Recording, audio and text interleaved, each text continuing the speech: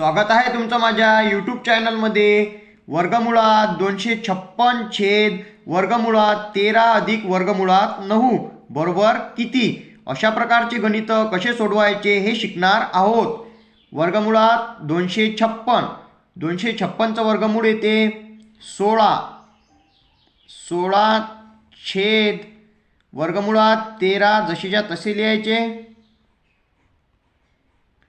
अधिक 9चं वर्गमूळ किती येते, 9चं वर्गमूळ येते 3, 3चा वर्ग येते 9, 3 त्रिक 9, 9चं वर्गमूळ येते 3 बरोबर 16 जशीच्या तसे लिहायचे छेद वर्गमुळात 13 अधिक 3, 13 आणि 3 16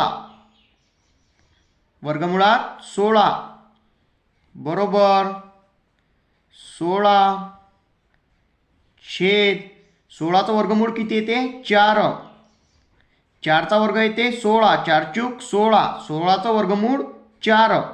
आता 4नी 16ला भागायचं, 4 1 4, 4 चूक 16 बरोबर 4। आपलं उत्तर आलं इथे 4।